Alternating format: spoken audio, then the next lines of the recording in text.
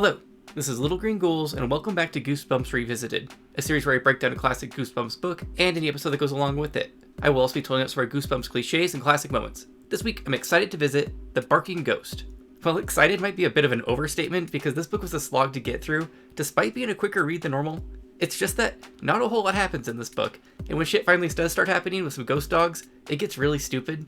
If you skip this one, you'll miss nothing, other than just getting to say that you've read one of Stein's very own least favorites from the series. The Barking Ghost cover is nice at first glance. That is until you really look at this dog's face and head. Yes, the dog looks vicious, but he also looks pretty wonky. His forehead is massive and his eyes are super asymmetrical. Something about his snout is off too, like it's kind of poodle-like. It's funny because I was originally like, I like this cover, but now I just don't think it's one of Jacobs' better pieces. The 2003 slime border is even worse because it zooms in extra close on this dog's face, and I think that's what made me notice the weird proportions to start with. There's something to be said about giving a cover some breathing room. I didn't think we'd have much merchandise for this one, but I was wrong.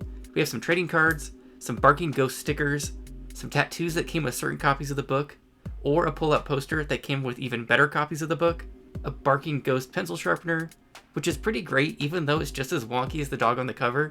This book also got this funny desk caddy where the dog is latched onto some poor guy's arm and his hand attaches. We have the return of another Goosebumps Halloween card which says, "Are you gonna have a happy Halloween? Or am I gonna have to come over there and drool on you?" Our front take says, "Bad dog. Really bad dog." Which I couldn't see because my cover's been defaced by children over the years. Our back take says, "It's a doggone nightmare." And it's much more of a catnap. I just wanted to show off my copy of The Barking Ghost because it's been through some shit. Some kid named MJ Adams had a great time scratching and doodling all over this book. I like his solution to the Barking Ghost, which seems to include eat the bad dog with some doodle claws dripping in what I presume to be blood. The next page also has a cryptic "feel this" while pointing to the book title, so who knows what that means. The following page then has a make up with the and another arrow to the title, so I don't know what MJ is trying to tell us, but he started off with a lot of enthusiasm for the first page before petering out thankfully, because I thought this entire book was being annotated by a second grader. When I reached the end of the book though, I saw that old MJ was back, and also feeling the idea of Camp Jelly Jam. However, I was sad to see that poor MJ never got his Goosebumps backpack, maybe because he couldn't remember his full address. He was kind enough to leave this piece of art on the very last page though. I think I may have found his additions to this book more interesting than the actual story, so thanks MJ. Now let's read the blurb on the back. Scared of his own shadow. That's what everyone says about Cooper Holmes, but when the Holmeses move into a new house deep in the woods, scary things really do start happening. Problem is, no one believes a scaredy cat like Cooper. But then, no one else heard the bone-chilling barking late at night, or ran into two evil-looking dogs who disappeared into thin air. Okay, now let's start the summary. The book opens with our introduction to Cooper, which sounds like a dog name to me, so I guess it's fitting for this book. Cooper's a bit of a scaredy cat and lets us know right away he can never sleep due to his own imagination. Whether it be the wind, a creaky house, or tree branches, Cooper is always ready to assume the worst. And not gonna lie, this was me as a child too, always waiting to inevitably be murdered during bedtime. Cooper is currently gazing out into his wooded backyard, trying to identify what's making a mysterious crunching sound in the middle of the night. He sees two glowing eyes flash at him and is filled with fear, but quickly finds out that it's just a bunny rabbit, and Cooper is just extra jumpy because it's his first night in a new house. Cooper takes some time to describe himself, and he needs to work on his self-confidence because according to him, he has a million freckles and big droopy ears that maybe one day he'll grow into. We also learn Cooper is from Boston, Massachusetts, and always wears the unofficial Boston uniform of a Boston Red Sox baseball hat. He decides to further establish what a scaredy cat he is by sharing his story about getting lost at camp and just freezing up and doing nothing until his bunkmates retrieved him from right next to the dining hall. So a sense of direction is another area of weakness for Cooper. This book has taken some Cujo inspirations and has Cooper now located in Maine. Stein gives another wink to Stephen King by mentioning that the only two scary books Cooper has ever read take place in Maine. If you're unfamiliar with Stephen King, just know that a shit ton of his stories take place in small town Maine. He has his own cinematic universe going on out there. Cooper continues to try and establish some character traits by sharing one of his hobbies, snow globe collecting. He has 77 of them and counting, and hey, we all gotta have something. As he's lying in bed thinking of snow globes, he hears a long drawn out crunch from under his window, and he is certain it can't be a rabbit. He returns to the window and he thinks he's spotted a large snake. He tosses a softball at it and makes a direct hit, only to realize it was just a garden hose. I'm starting to wonder if Cooper should be left unsupervised. I am proud of Stein for not making this our opening chapter cliffhanger though. Although he saved it for a couple paragraphs later when Cooper returns to bed, only to hear deep, heavy breathing directly under his bed. Cooper established previously that when in a scary situation, he doesn't fight or flight. He has the unfortunate luck of being the third F, freeze, so Cooper is just lying there frozen with fear listening to wet, raspy breathing. Eventually he works up the nerve to check under his bed, only to have two strong cold hands burst out from the darkness and wrap around his throat. Cooper starts hollering loud enough to wake up the entire house, and we quickly learn that this was just Cooper's older brother Mickey. Cooper leaps on his brother's back and begins pounding on the back of his head. All this ruckus wakes up the dad, who chews them both out. Mickey loves scaring Cooper, and his greatest hits include leaving a tape recorder of terrifying shrieks in Cooper's room to scare him, and abandoning Cooper at a Little League practice while he watched from a distance as Cooper panicked. Cooper is back in bed thinking of revenge when he hears dogs barking outside. This confuses him because they don't have a dog, and they're the only house around for miles. He tries to dismiss it as Mickey trying to scare him again because he was an excellent dog barker. He practiced all the time. You know, like kids do. It occurs to him that Mickey can't fake 2 dogs barking, so we're back to gazing out the window, except this time he doesn't see anything at all. He goes back to bed and we jump to the next morning, where Cooper decides to go look for these mysterious barking dogs. He knows they were in the yard, but he can't find any footprints, so he decides the best course of action is to head into the woods looking for them. This doesn't seem like a good idea for a child like Cooper, and after a few paragraphs he realizes he's lost. Cooper gives us some Fever Swamp flashbacks and spends a few pages panicking and running around in circles until we get a chapter cliffhanger where something cold and sharp scrapes his cheek, resulting in Cooper screaming his lungs out. What could have caused this? A leaf. We are 23 pages in, and it's mostly just Cooper talking about things that have scared him in the past, so I hope these barking ghost dogs show up soon. Cooper settles on sitting still until he hears his dad working in the yard, so that way he can follow the direction of the noise. As he's sitting patiently in the dirt, he is startled by the sudden appearance of a girl. She apologizes for scaring Cooper and introduces herself as Margaret Ferguson, or Fergie, like the Duchess. Fergie reveals she already knows his name because she was spying on them from the woods as they moved in. She then goes on to list all the names of his family members, just to establish how thoroughly she creeped. Cooper wants to know how long she's lived here, but she dodges the question and suddenly seems really scared. She then whispers, "Dogs," and takes off running. I thought they were about to be chased by dogs, but no. Cooper catches up with her, and she denies saying anything about dogs. She then warns Cooper that he and his family need to get away as fast as they can, and takes off running again. Cooper again chases this girl down through the woods, and when he catches her, she elaborates a bit more, and lets him know that these woods are haunted, and that their new house is right in the middle of them, so his house is probably haunted too. This is not the kind of information a child like Cooper needs to be dealing with. She takes off for a 3rd time, but this time Cooper is like, "Whatever, lady," and marches back to where he came from so he can keep being lost. He comes across the stream and is excited to play in it. He then hears the faint banging of his father working in the yard, so he's no longer lost. This excitement is short-lived though, because as he's looking up from the stream, he sees 2 enormous black Labradors. I'm finding it really hard to be scared of black labs because labs are like the happiest dogs around. The dogs flash ugly yellow teeth, begin growling, and suddenly attack in a chapter cliffhanger. Cooper takes off running with the dogs in pursuit. He bursts out of the woods at full speed screaming for help and racing right towards his dad. Cooper lets his dad know about the dogs, and when he turns around, the dogs have just vanished. His dad thinks Cooper is just playing a joke, but Cooper goes into hysterics. He lets his dad know that these woods are haunted, and they need to move back to Boston now. This results in the dad thinking that Cooper is just making shit up, trying to get them back to Boston. They head back inside, and when Cooper looks back, he sees 2 dogs watching him from the edge of the woods. Cooper blinks and the dogs are gone again. He takes a seat at the breakfast table for some French toast, and tries to convince his mom that the house and woods are haunted. She thinks Cooper is just being Cooper, and ignores him. Cooper then takes a big old bite of salty French toast because Mickey's destroyed his breakfast as a prank. Cooper retreats to the living room to bother his dad about ghost dogs again. His dad wants to know where this information is coming from and concludes this Fergie girl just must be full of horseshit. Cooper returns to the kitchen, only to be scared again by Mickey, who pops into his face roaring for a low-budget startle. Cooper shouts how they're all going to be sorry for staying in this haunted-ass house and goes to his room to talk about snow globes for 2 pages. After admiring his collection for much longer than needed, he suddenly hears barking coming from inside the house. He searches for a weapon and settles on an aluminum baseball bat. He creeps down the hallway and can't figure out why the rest of the family isn't also investigating. He concludes that the barking is coming from the living room, but when he turns on the light he spots no dogs. He does however see a knocked over lamp and potato chips everywhere from a shredded bag. He leans over to investigate when he feels hot, smelly breath on his neck in another chapter cliffhanger.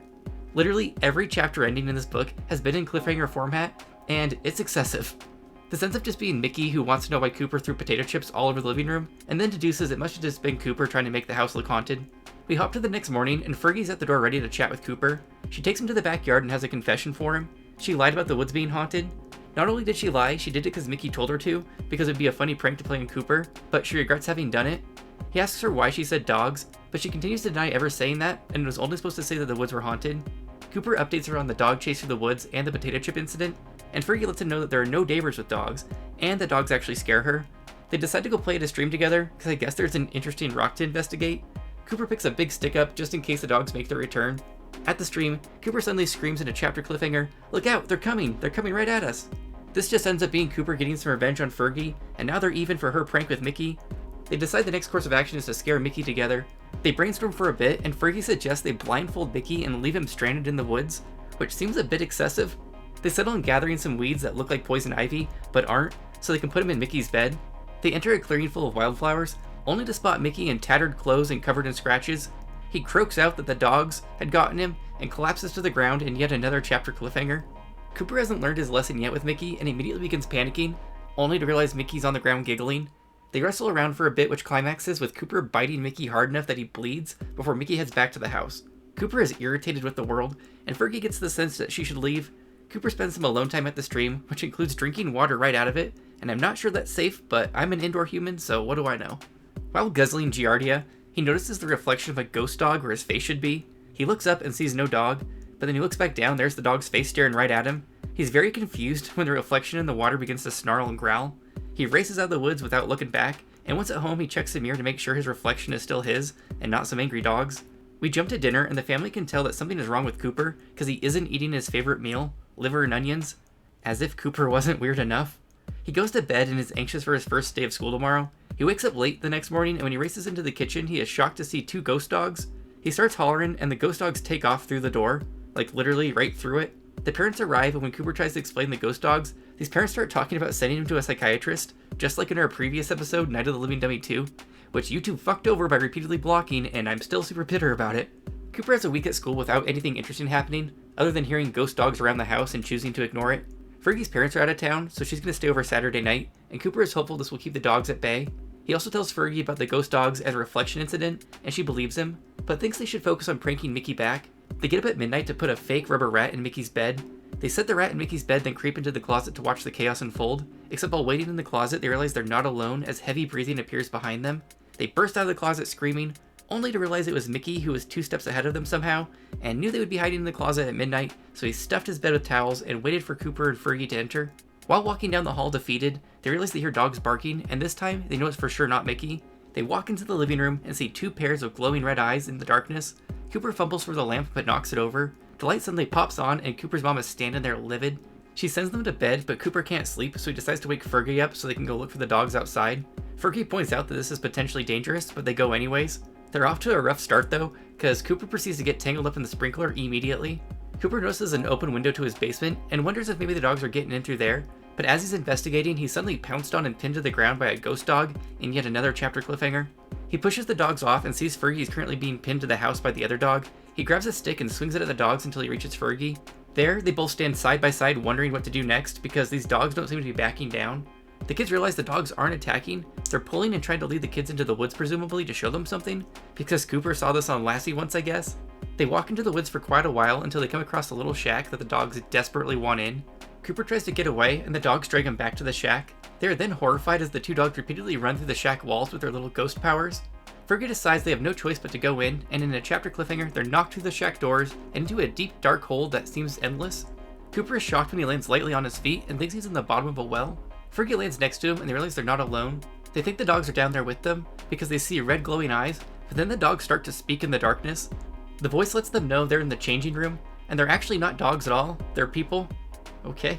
100 years ago, a spell was cast and forced these 2 men to change places with these dogs and haunt the woods as ghost dogs until they could bring 2 other people into the changing room to change places with them. This is just a tad bit convoluted. Cooper tries to look for an escape, but it's too late. He suddenly feels warm, and at the very end of the chapter, he tries to speak but no longer sounds human. He and Fergie are now dogs, but not just any dogs, ghost dogs that can communicate with each other telepathically. They do dog things for a chapter like chase their tails, scratch, and think of meat, before deciding they need to go capture the imposter Cooper and Fergie. We have suddenly switched to daytime, because when Dog Cooper and Dog Fergie reach the house, they spot their family all playing frisbee together, even though it was like 1 AM a couple pages ago. Cooper feels the urge to play frisbee, but reminds himself to focus on the task at hand, convincing his family that their son and neighbor girl are inside the body of telepathic ghost dogs, which should be simple enough. But first, they decide to scare Mickey by jumping through his bedroom wall and startling him in his underwear. They growl and bark at him until the parents arrive, and Dog Cooper tries to repeatedly speak to his parents, but only woofs come out. Cooper is a very slow learner because he spends pages just woofing dialogue like it's suddenly going to work.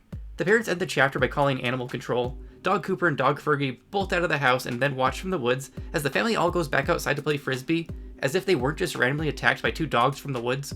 Cooper and Fergie sneak back into the house to try and write a note, because yes, both this book and these kids are really this stupid. Shockingly, they realize dogs aren't equipped for writing, and then the dad walks in on them. They bark at him some more and failed attempts to communicate, because it's clear Stein and or his ghostwriter have no idea what to do with this book at this point. The chapter ends with Cooper leaving the house and freaking out because he's feeling a burning sensation all over.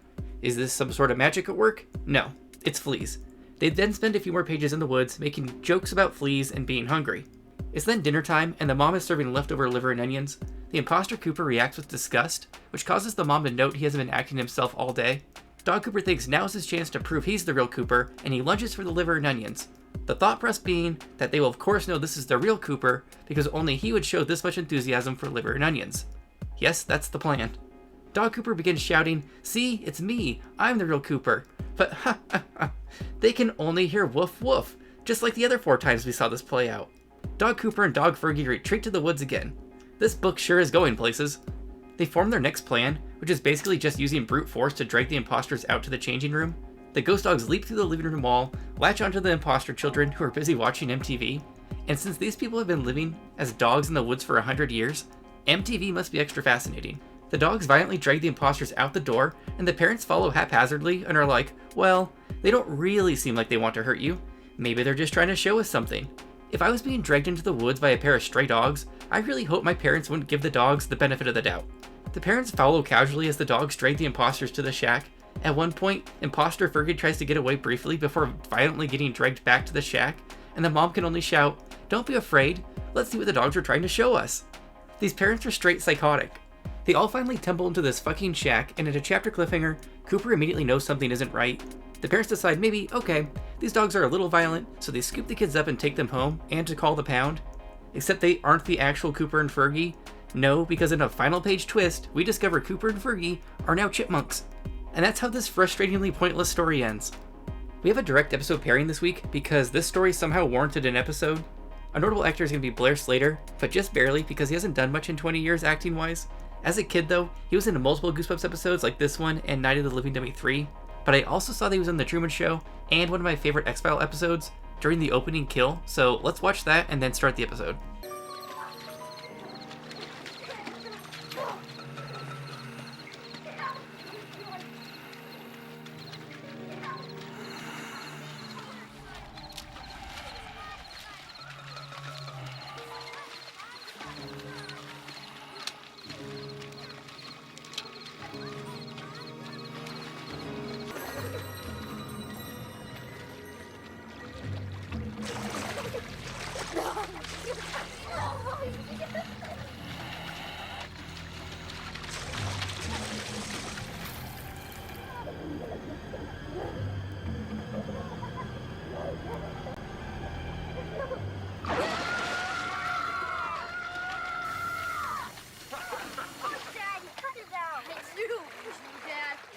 On your brother. Remember, he loves you. Comes out here and finds you guys still in the pool. She's gonna kill me. So come on, out of the pool.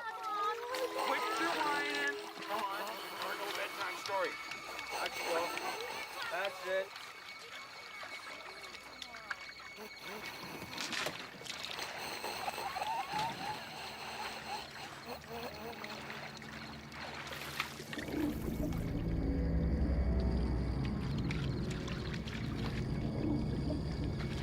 What the hell?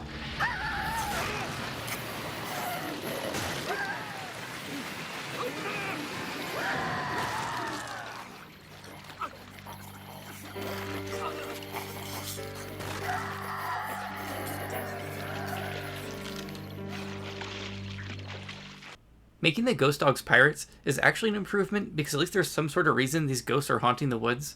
We have to hide the gold!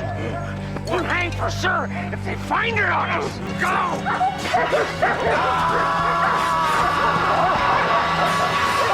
I never understood the urge to look under the bed when scared. I used to just leap off of it and race out of the room.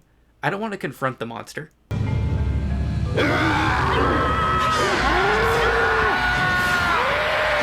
Goosebumps' favorite shot, lurking behind trees.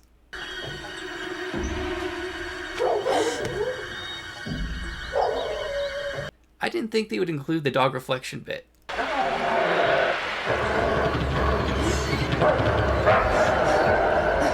It was vital that they keep this line from the book. Margaret Ferguson, but people call me Fergie. You know, like the Duchess of York. Oh. More lurkin' shots.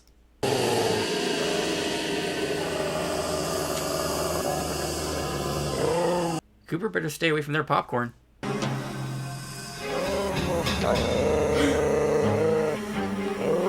Portal hopping special effects.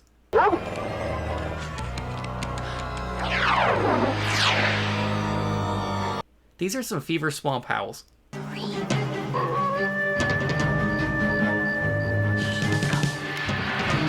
3 minutes of this episode is just dogs barking like this.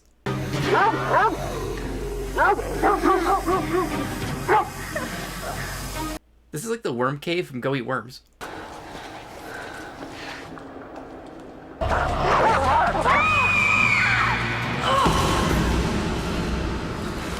I love these red glowing eyes. We are not dogs. What? But Silence! What do you want us for? Ah, the cruel hand. This is high quality television. How did you say that? Your lips weren't moving. I don't have any lips. You mean we can read each other's thoughts? I think so. Look at these little goblin children.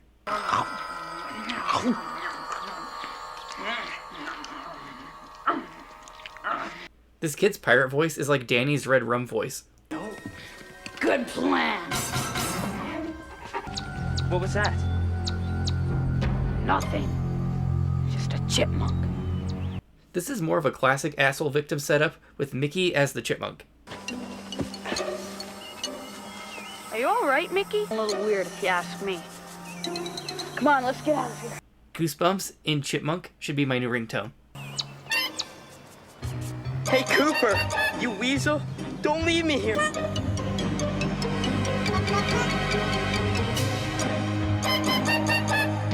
Overall, I thought The Barking Ghost was one of the worst Goosebumps books I've read recently because it committed the worst crime of all, being boring. Just not a whole lot happens in this book for most of it, and then when things start to pick up with the ghost dogs, it becomes a poorly done body swap story that just ends with no real resolution. And not because of the twist, it's more like, I don't know what to do with this story, just end it here. I'm gonna give this one 1 out of 5 garden hoses. There just wasn't anything to like. Okay, on to our totals. The Barking Ghost didn't have any vomit, shoulder scares, or it was only a dreams, but it did have a couple 90s moments. In Getting G with the 90s, we had 2 90s moments. These included Indiana Jones and MTV. Nothing too exciting here this week. This raises our total to 117 jiggy 90s moments. In It's a Prank Bro, I counted 8 pranks. There has to be some sort of correlation between an increase in pranks and a lack of plot, because they just seem to serve as filler. In this one, we had Mickey under the bed, salt on the French toast, Mickey startling Cooper after breakfast, Mickey convincing Fergie to lie about the haunted woods, Cooper faking a ghost dog sighting to scare Fergie, Mickey in the closet, and when Cooper and Fergie decide to scare Mickey as ghost dogs. This brings our series total to 72 It's a Prank Bros. I found Asshole Victim up for debate in this one because Mickey spends the book being a massive jerk to Cooper and dismissing the idea of ghost dogs, so when Cooper scares Mickey as a ghost dog, it feels very justified and kinda like he's the victim of the big bad of the story, so I'm just gonna count it. This raises our total to 21 Asshole Victims. The Barking Ghost had an absolute shit ton of chapter cliffhangers with a total of 20. There were so many instances where there would be like 3 pages, then another poorly done chapter cliffhanger where Cooper is just freaking out over nothing. This raises our Goosebumps total to 398. There are a lot of clunky cliffhangers to choose from this book, but I'm gonna go with Cooper losing his shit over a leaf touching his cheek in the woods, but I easily can name 5 others from this book just as dumb. Shocker ending. Our big twist for this one was once Cooper and Fergie managed to get the 2 imposters into the changing room, they end up accidentally swapping bodies with 2 chipmunks that just so happen to be in there too. It just feels like an incomplete book. This raises our Goosebumps series total to 26. Well, that's it for The Barking Ghost. I can't believe I probably read this one more than once as a kid. Maybe I reread it just thinking I had to have missed something, because it's just not memorable for a reason. Next week is The Horror at Camp Jelly Jam, which I don't remember because I skipped the camp-themed books as a kid, but I do love the cover for this one. Let me know in the comments what you thought of The Barking Ghost. Are there fans of this book out there? Would you prefer to live as a telepathic ghost dog or a telepathic ghost chipmunk? What do you think became of old MJ Adams? Also, what did you think of my, well, mostly Cujo clips this week? Anyways, as always, thanks again for watching, and make sure you subscribe for The pride. The love.